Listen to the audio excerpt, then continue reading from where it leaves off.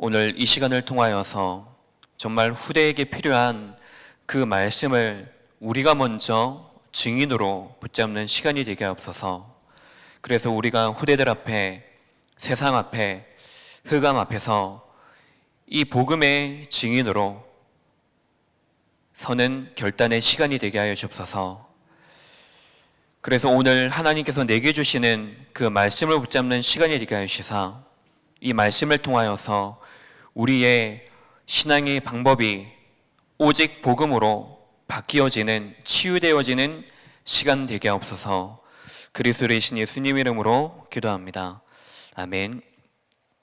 찬송가 545장 찬양 드리겠습니다. 545장입니다.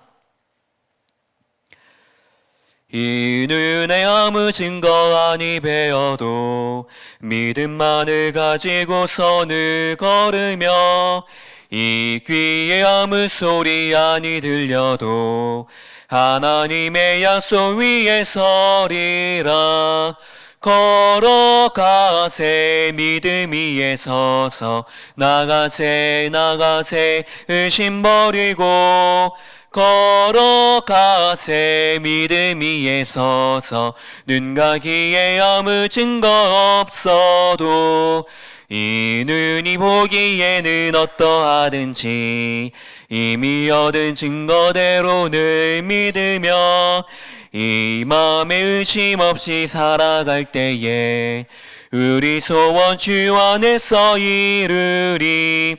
걸어가세 믿음 위에 서서 나가세 의심 버리고 걸어가세 믿음 위에 서서 눈 가기에 아무 증거 없어도 주님의 거룩함을 두고 맹세한 주 하나님 아버지는 참 미쁘다. 그 기은 모든 약속 믿는 자에게 능치 못할 무슨 일이 있을까. 걸어가세 믿음 위에 서서 나가세 의심 버리고 걸어가세 믿음 위에 서서 눈 가기에 아무 증거 없어도. 아멘. 성경 공독하겠습니다. 사도행전 2장 14절에서 21절 말씀입니다. 사도행전 2장 14절에서 21절 말씀입니다. 제가 이제 성경으로 신약 189쪽에 있습니다.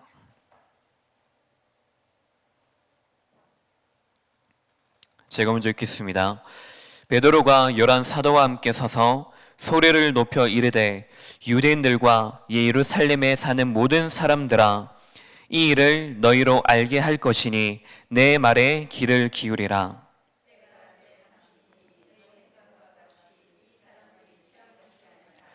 이는 곧 선지자 요엘을 통하여 말씀하신 거니니 일러스되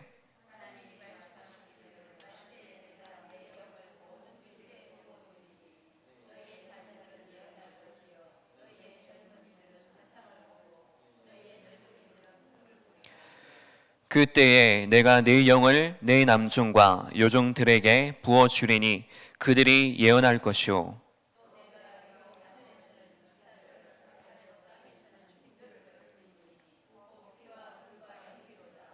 주절을 같이 읽습니다. 주의 크고 영화로운 날이 이르기 전에 해가 변하여 어두워지고 달이 변하여 피가 되리라. 누구든지 주의 이름을 부르는 자는 구원을 받으리라 하였느니라. 아멘. 네, 이 시간 우리가 금요 기도회로 우리가 예배를 드리는 시간입니다. 가장 먼저 우리가 금요 기도회에 대한 언약을 우리 성도님들께서는 어떻게 붙잡고 계십니까? 금요 기도회 시간은 우리가 금요 철야 예배다 이렇게 말을 하기도 하지만은 저희 교회에서 이렇게 정확하게 우리가 언약을 붙잡은 것은 이 시간에 먼저 학원보고만 메시지를 통해서 말씀을 받습니다. 그래서 다음 주간에 우리가 정말로 후대에게 필요한 이 말씀을 우리가 전하고 강단에 이 중요한 말씀을 또 학원보고만 메시지를 가지고 전할 텐데, 그 시간에 먼저 우리가 후대들에게 말씀을 전하고 우리가 먼저 말씀을 받기 전에 먼저 우리가 금요일에 미리 이 말씀을 받기 위해 오늘 이 시간 메시지를 받는 시간입니다. 그래서 반드시 금요 기도회 시간에는 우리 교사분들이 먼저 참석을 하는 것입니다. 정말 우리가 사명, 그 이유를 우리가 가지고 이 시간에 우리 후대들에 대한 중요한 언약을 가지고 우리 교사분들이 다 모이기로 결단을 하고 금요 기도회를 새롭게 시작을 한 것입니다. 그래서 지금 이 시간에 우리 참석을 하지 못하고 또 온라인으로 예배를 드리는 우리 모든 학부모님들과 특별히 우리 교사분들께서는 그러한 언약을 분명히 하시고 오늘 금요 기도회 이 시간이 먼저 하나님께 말씀을 우리가 먼저 받는다, 그 사명을 붙드시고 오늘 중요한 하나님의 언약을 붙드는 시간들이 되시기 바랍니다. 우리가 다음 주에 한 주간 동안의 강단을 통해서 받을 말씀의 제목입니다. 우리가 바꿔야 될 네 가지가 있는데, 특별히 우리가 다음 주에는 신앙의 방법을 바꾸라입니다. 신앙의 방법을 바꾸는데 베드로가 미리 본 것이 무엇인지, 이것을 우리가 똑같이 미리 보는 것입니다. 우리가 결국에 주제를 통해서 우리가 말씀을 받는데 2021년 우리가 1월부터 지금까지 신앙생활의 멘토라는 주제를 가지고 말씀을 받고 있습니다. 그렇다면 신앙생활의 멘토라고 했을 때 우리 성도님들께서는 이 신앙생활에 대해서 어떻게 생각을 하고 계십니까? 신앙과 생활입니다. 그러면 우리가 이런 질문을 또 할 수도 있겠죠. 신앙생활과 가정생활과 교회생활과 이게 따로입니까? 라는 질문을 우리가 할 수도 있겠죠. 다른 것입니까? 신앙생활과 교회생활과 가정생활과 경제생활과 이것이 따로 있습니까? 따로가 아니죠. 우리가 교회에 온다고 해서 교회에 올 때는 이런 생각을 가지고 와야 돼. 물론 교회에서 우리가 받을 언약이 있고 교회에서 우리가 놓치지 말아야 될 것이 있기 때문에 그렇게 우리가 다르게 생각을 하고 구별되게 우리가 생각을 가지고 예배에 참석을 하는 것은 분명히 필요한 부분이죠. 근데 우리가 교회에서는 이렇게 해야 되고 집에 가서는 이렇게 해야 되고 또 학교에 가서는 학교에 또 다른 생활을 해야 되고, 그게 따로 있는 게 아니죠. 결국에 우리의 삶, 이 생활 안에 모든 게 다 들어가 있습니다. 그리고 근본적으로 우리가 정말로 해야 될 것이 무엇이냐고 하면은 신앙생활을 하는 것입니다.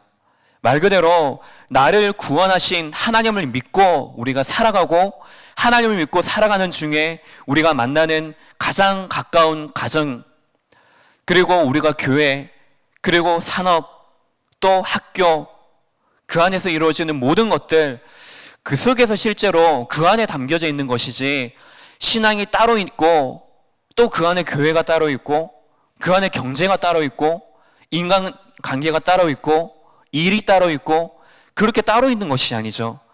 생활을 우리가 정말로 하나님을 믿고 살아가는 그 신앙생활 안에 모든 것이 다 들어가 있는 것이고, 모든 것의 근본이 무엇이냐면 하나님을 믿고 우리가 삶을 살아가는 것입니다. 그렇게 했을 때 신앙생활의 멘토라는 것은 산업에 대한 멘토가 따로 있는 것이 아니고, 가정에 대한 멘토가 따로 있는 것이 아니고, 정말로 신앙생활이 이 모든 우리가 24라고 하죠.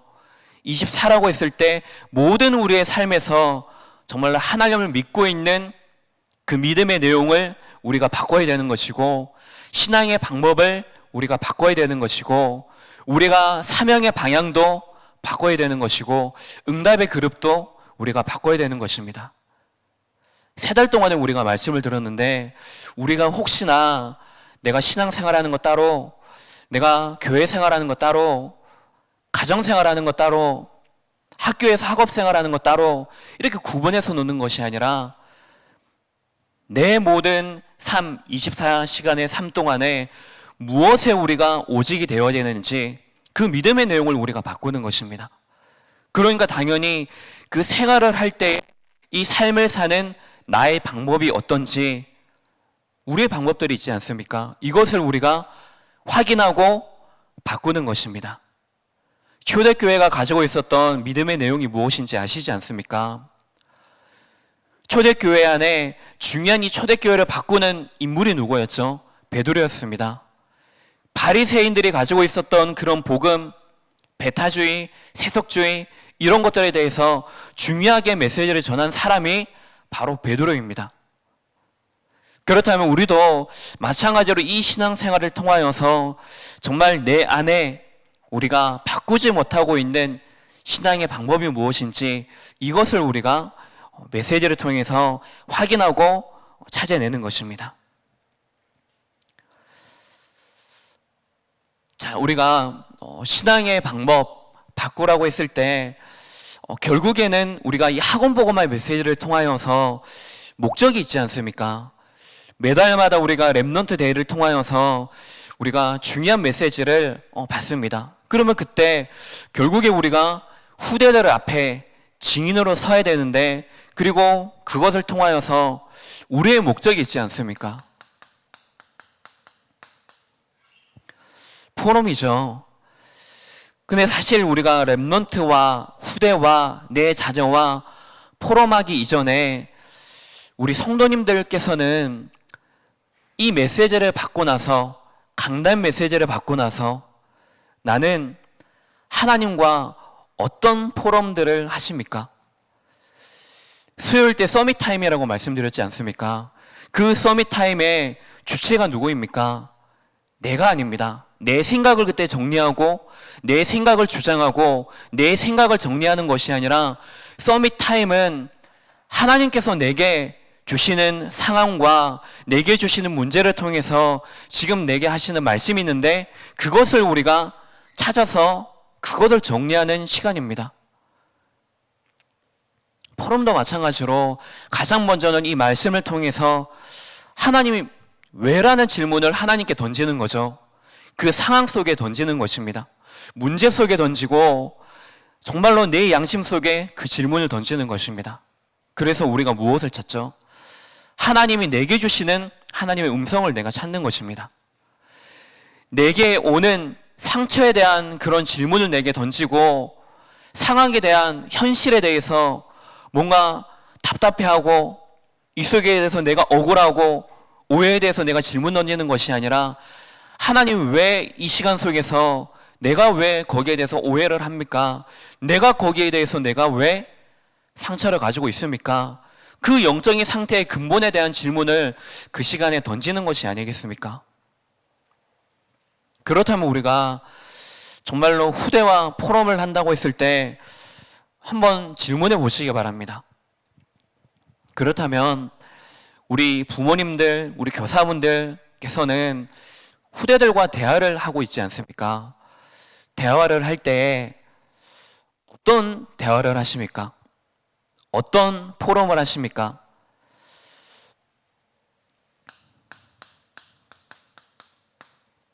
일방적인 포럼을 하고 계시지는 않습니까?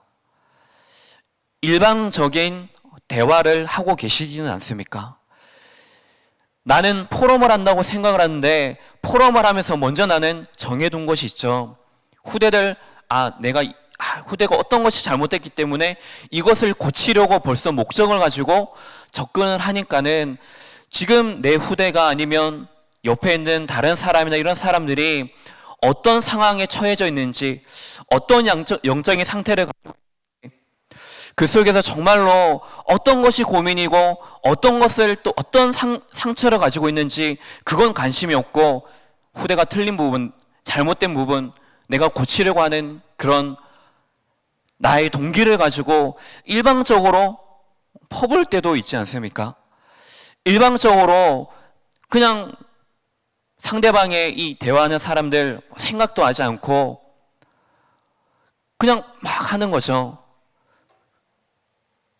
그렇게 하고 있지 않습니까? 포럼은 양방향입니다. 포럼은 정말로 이 시간에 우리가 소통을 하는 것입니다.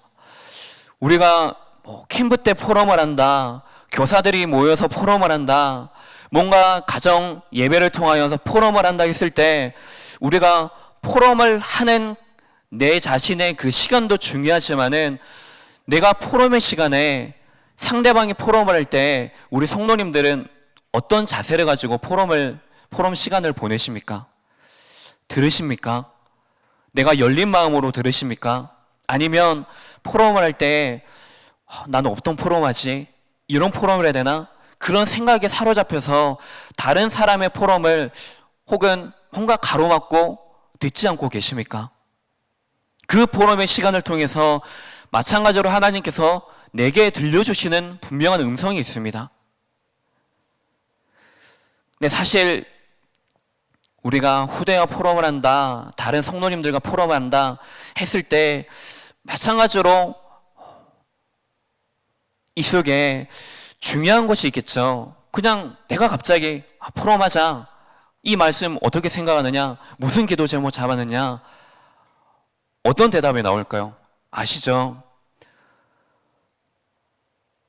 근데 평상시에 우리가 정말로 후대와 뭔가 대화가 된다고 했을 때, 뭔가 얘기가 된다고 했을 때, 그런 상태에서 정말로 이렇게 질문을 던지고 그냥 툭 이렇게 던졌을 때 반응부터가 달라지겠죠. 어떤 포럼들을 하고 계십니까? 그랬을 때 정말로 평상시에 이 관계없이 포럼을 한다고 했을 때에는 아마 알맹이 있는 그런 대답이나 이런 소통들을 잘 하시지 못하실 것입니다. 그게 아니고 그냥 누구나 할 수 있는 그런 거, 껍데기의 그런 대답들을 들을 수 있겠죠. 저는 이것이 그냥 다른 사람과 포럼, 후대들과 포럼가 아니고 하나님과의 포럼에서도 똑같다고 생각을 합니다.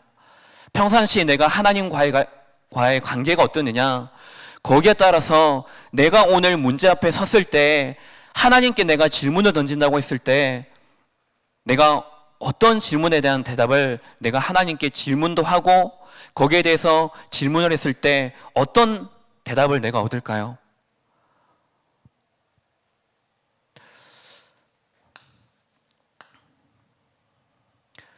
그래서 신앙의 방법 바꾸라고 했는데 이 속에 특히 이제 유목사님을 통하여서 우리가 해야 될 질문을 또 우리가 생각할 필요가 있겠습니다.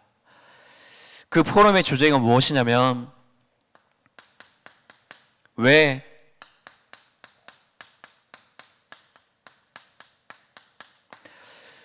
우리가 흔들릴까요? 왜 내가 흔들릴까요? 왜 후대들이 흔들릴까요? 무엇 때문에 흔들린다고 생각하십니까? 후대들 말고, 우리 말고 가장 먼저 하나님, 왜 나는 흔들립니까? 왜 나는 문제가 왔을 때 바로 믿음을 선택하기보다 갈등하는 그 시간이 지나고 난 이후에 후회하고 왜 그때야 비로소 깨닫게 되어집니까? 왜 나는 흔들립니까? 결국에 우리가 근본적으로 내 상황이 어떻고 내가 뭔가 부족하고 그릇의 준비가 안 되어지고 그런 거 말고요. 근본적으로 우리가 내가 흔들릴 존재가 아니라는 그 사실을 우리가 정말로 믿지 못하고 모르기 때문이 아니겠습니까? 하나님의 자녀라는 이 완전한 그 신분이 있고 권세를 하나님께서 주셨는데 우리의 신앙의 방법이 어떻죠?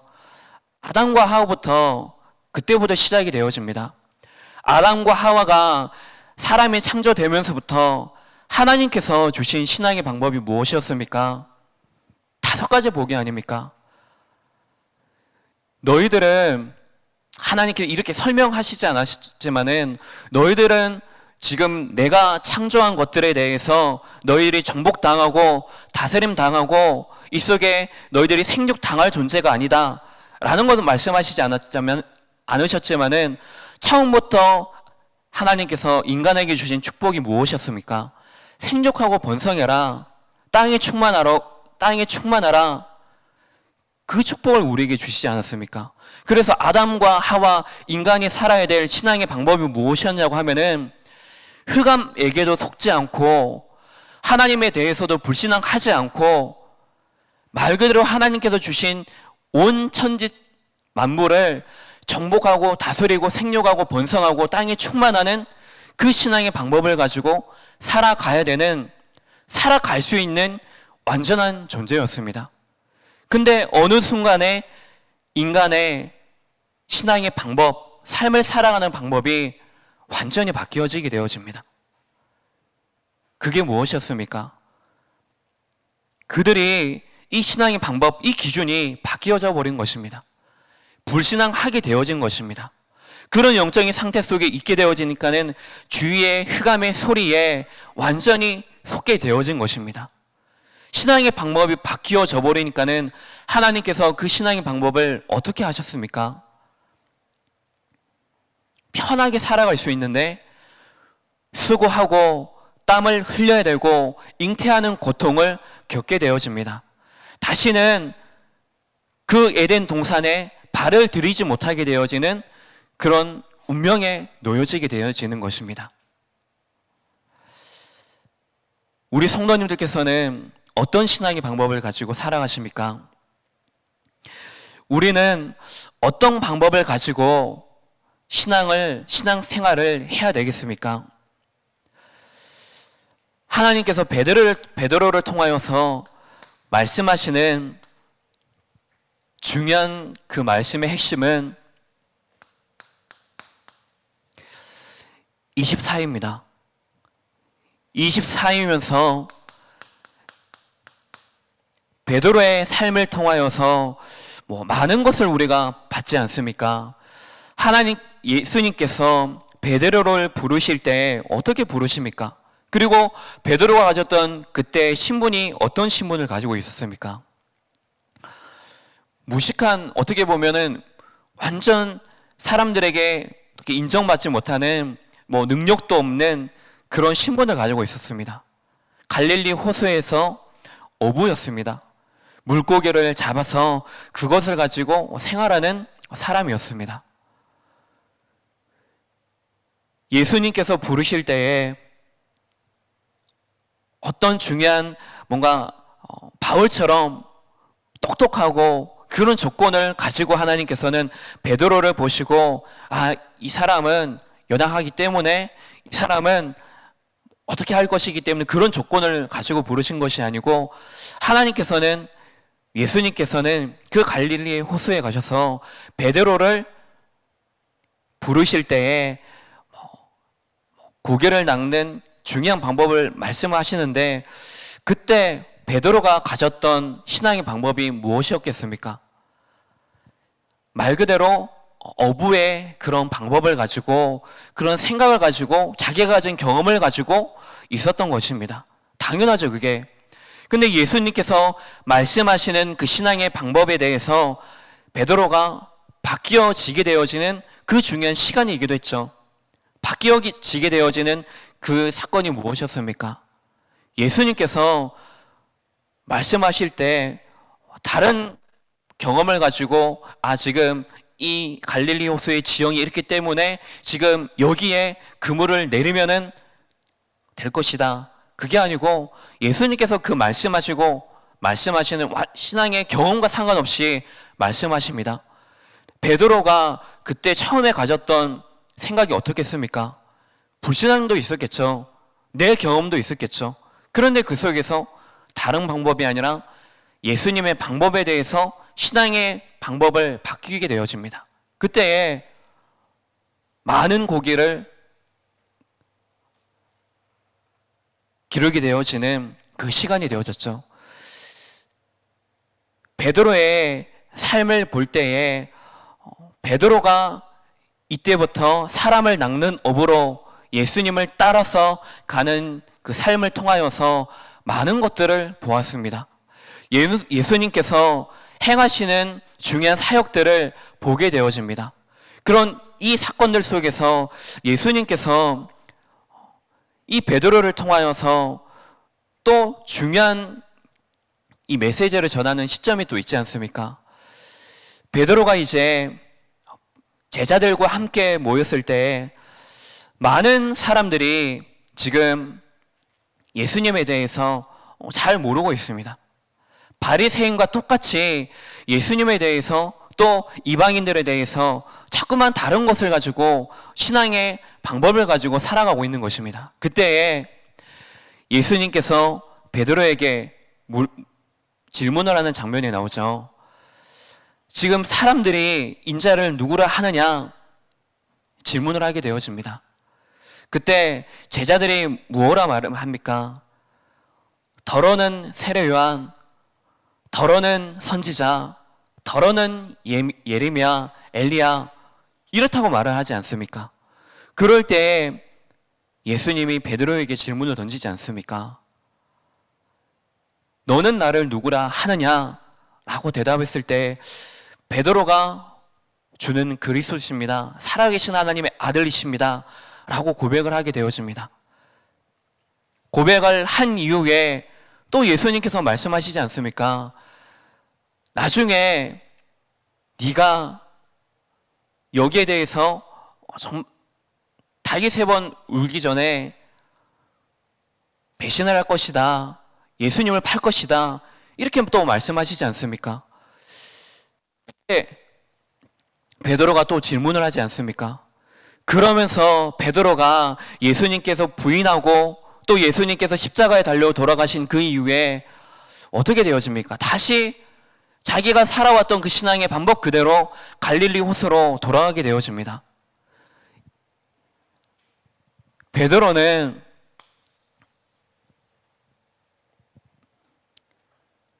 분명한 하나님의 언약을 가지고 신앙의 방법을 바꾸고 출발하였지만은 나중에 또 실수를 하게 되어집니다.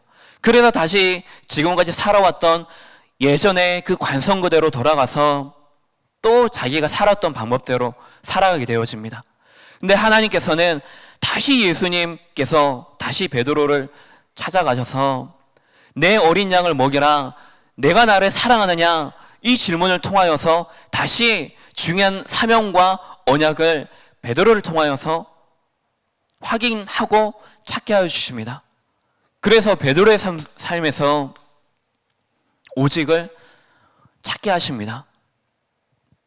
결국에 그 오늘의 삶을 통하여서 하나님께서 예수님께서 베드로에게 주신 가장 첫 번째는 그리고 가장 마지막에도 사명을 주시는 방법은 무엇이냐고 하면은 이 말씀을 통하여서 자신의 삶을 깨닫게 해주시고 자신의 실수에 대해서 말씀을 하시는 게 아니고 이 속에 중요한 사명을 말씀을 통하여서 전달을 하십니다. 그래서 베드로가 지금까지 가지고 있었던 무지에서 빠져나오게 하십니다. 그래서 베드로가 하는 고백은 무엇입니까? 그리스도가 누구인지, 예수님이 누구인지 그것을 바로 고백하게 되어지는 사건들이 있지 않습니까?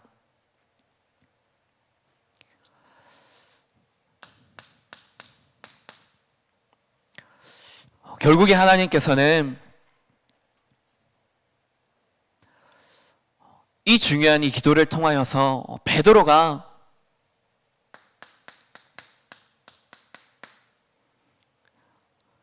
그 실수 속에 사로잡힌 것이 아니고 자신의 그 신앙의 방법에 사로잡힌 것이 아니고 정말로 그 말씀을 다 가지고 자신의 과거가 전혀 문제가 되지 않고 걸림돌이 되어지지 않는 이 치유와 이 갱신을 통하여서 중요한 하나님의 나라의 축복, 이것을 누리게 되어집니다. 이것이 결국에 자신이 가지고 있었던 그 무기력에서 빠져나오게 되었던 것입니다. 그래서 결국에 이번 주간에 우리가 들었던 그 믿음의 내용을 바꾸라 했을 때 초대교회에 대해서 우리가 말씀을 듣지 않았습니까? 그래서 이 초대교회 중요한 증인의 역할을 한 사람이 바로 베드로입니다. 자신의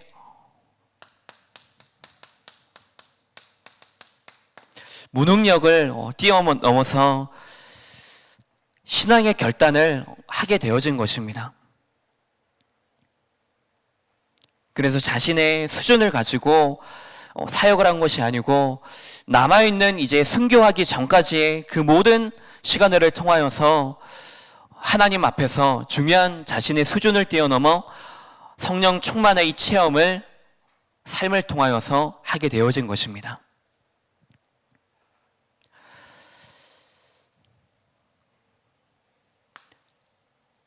이것이 우리가 붙잡을 중요한 오늘의 축복입니다. 우리 성도님들께서는 오늘 금요 기도에 그리고 이후에 또 집에 돌아가서 개인의 삶이 있으시겠죠. 오늘 하루의 24시간 삶 동안에 우리 성도님들께서 살아왔던 그리고 앞으로 살아가야 될 신앙의 방법이 무엇이었습니까? 무엇이 우리 중심 속에 담겨져 있습니까? 하나님께서 오늘 이 말씀을 통하여서 내게 정말 하나님께서 가지고 계시는 그 중심, 그것이 나와 오늘 통하기를 원하십니다. 이 속에서 우리가 또 한 가지 생각해야 될 것이 많은 것들이 있겠지만은 우리가 후대라는 것을 두고 봤을 때 이번 주간 개혁신문을 보면은 질문할 수 있는 환경을 만들어 주어야 한다라는 그런 제목을 가지고 또 정리되어지는 이런 신문 기사 내용이 있습니다. 어릴 때 보면은 우리 후대들이 정확한 나이는 모르겠지만은 막 그런 나이가 있죠. 부모님들에게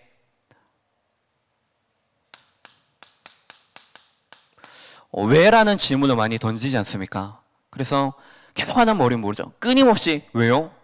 왜요? 이게 뭐예요? 왜 그래야 돼요? 이런 질문을 하지 않습니까? 사실 이때가 정말 중요한 시간표거든요. 근데 저도 그렇게 대답을 한 적이 많지만은 계속 이렇게 물으니까는 귀찮아서 어떨 때는 짜증나고 그래서 대충 이렇게 대답할 때가 있지 않습니까? 근데 그 시간에 후대들에게 어떻게 대답을 해주냐에 따라서 완전히 달라지게 되어지거든요. 그래서 여기에 나왔던 예시가 뭐냐면 예전에 2010년에 우리 한국 서울에서 이제 G20이라고 세계의 이제 중요한 그 나라들 20개국의 정상인들이 모여서 회의를 했던 그런 G20이라고 있었습니다. 그때 이제 미국의 오바마 대통령이죠. 마지막에 이제 폐회식에서 연설을 하게 되어집니다. 근데 연설한 이후에 예정에 없었던 질문을 받는 시간을 가집니다. 그때 아무래도 이제 한국에서 개최되었기 때문에 거의 이제 한국에 있는 기자들이 한 3,000명 이렇게 되어졌습니다. 그래서 한국의 기자들에게 질문을 이제 이렇게 던집니다. 그래서 나에게 할 질문이 없냐고. 그런데 아무도 질문 안 합니다. 다시 질문합니다. 통역이 필요하다. 영어로 안 해도 된다. 질문을 내게 해라 했는데 안 합니다. 그리고 나중에 질문을 던지는 사람이 한국 사람이 아니라 중국의 기자. 근데 그때도 만류를 하고 다시 한국 기자들에게 질문을 던집니다. 어떻게 됐을까요? 결국에 어떤 한 사람의 한국의 기자들도 오바마 대통령에게 질문을 던지는 사람이 아무도 없었습니다. 그리고 마지막에 중국 기자가 오바마 대통령에게 질문을 던집니다. 왜 그렇게 공부를 많이 했던 기자들 아무런 질문을 못 던졌을까요? 포럼 시간이라고 했을 때 우리 후대들이 질문을 던지면은 그 질문에 대한 대답을 잘 하지 못합니다. 우리 한국에서는, 한국의 문화는 그냥 혼자 있는 시간에 암기하는 문화입니다. 근데 외국이나 특히 유대인들의 문화를 보면은 두 사람이 모여서, 몇 사람들, 여러 사람이 모여서 그 시간에 틀린 것, 맞는 것 생각 없이 자신의 생각을 마음껏 나누면서 토론을 하게 되어집니다. 그러면서 실제로 그 시간에 스스로 그 질문에 대한 답을 찾는 시간이 되어지고, 또 그런 역할을 부모님들은 그 시간에 하고 선생님들은 그런 시간에 그런 역할을 하게 되어집니다. 한 가지 예전에 시험 테스트 같은 것이 있었습니다. 그때 한국의 부모와 외국의 부모, 자녀에게 어떤 질문에 대해서 이렇게 하고 그 질문에 대해서 답을 찾도록 시간을 이렇게 둔 적이 있습니다. 그때 한국의 부모들은 어떻게 했을까요? 기다리지 않고 그 시간에 기다리다가 부모님이 조급해서 그 시간에 답을 알려줍니다. 근데 외국의 부모는 보니까는 끝까지 몇 분이 지나도 한 시간까지는 모르겠지만 끝까지 기다리면서 스스로 그 아이가 풀도록 기다려줍니다. 우리가 그냥 포럼이 아니고 그냥 우리가 자녀 교육이 아니라 정말로 어떨 때는 우리 스스로도 말씀을 받고 문제 앞에 섰을 때 우리 스스로도 뭔가 이 문제를 해결하기 위해서 그 조급함을 가지고 문제 앞에, 현실 앞에 딱 서서 문제 해결을 위한 기도를 하고 문제 해결을 위해서 우리가 신앙 방법을 가지고 할 때가 많이 있습니다.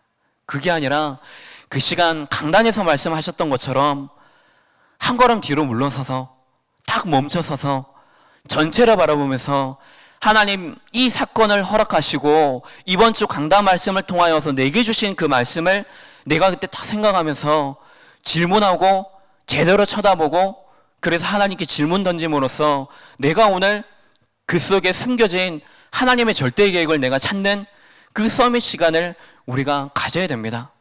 그렇지 않으면은 우리가 후대 운동이다, 교회 운동이다 이전에 내 안에서 먼저 이 생명 운동이 멈춰버리게 되어집니다. 내 스스로 먼저 고립이 되어져 버립니다.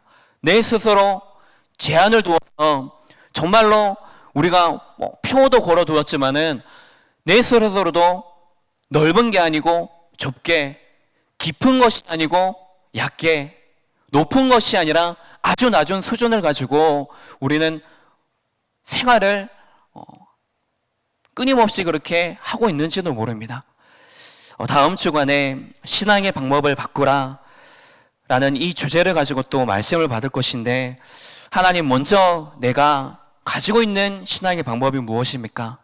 질문하면서 하나님, 나는 또 왜 흔들리는지, 후대는 왜 흔들리는지, 왜 우리는 흔들리는지, 그 근본적인 원인과 해답, 이 언약을 붙잡고 실제로 우리가 하나님 원하시는 생각으로, 하나님이 원하시는 믿음과 하나님이 원하시는 신앙과 사명과 응답의 그릇으로 준비되어지고 갱신되어지는 성도님들 되시기 바랍니다. 기도하겠습니다. 하나님 아버지, 감사합니다. 우리의 현실과 과거를 보면서 오직 복음만이 필요한 이유를 오늘도 발견하게 하심을 감사드립니다. 우리가 우리의 기준을 가지고 보는 것이 아니고 하나님의 완전한 그 말씀의 기준을 가지고 나를 찾고 나의 것을 찾으며 나의 현장을 찾는 서밋의 시간을 가지게 하여 주옵소서. 그래서 실제로 하나님 먼저 나를 살리게 하시고 중요한 우리의 신앙의 방법을 바꾸어서 하나님의 이 속에 오늘 속에 역사하시고 오늘 속에 나에게 말씀하시는 중요한 그 말씀과 기도와 전도를 우리가 찾을 수 있도록, 그래서 우리가 무엇에 오직이 되어져야 할 것인지 거기에 답을 내리는 시간이 되게 하옵소서. 이 시간 모여서 함께 기도하는 이 시간을 축복하여 주시사 기도하는 이 시간을 통하여서 현장이 살아나며 교회가 살아나며 후대가 살아날 수밖에 없는 즉 중요한 영적인 힘을 얻고 이 영적인 힘을 또한 모으는 시간이 될 수 있도록 이 시간 오직 성령으로 충만한 시간이 되어질 수 있도록 땅끝까지 증인이 되어질 수밖에 없는 그 오직이 되어지는 시간이 될 수 있도록 축복하여 주옵소서. 그리스도 되신 예수님의 이름으로 기도합니다. 아멘.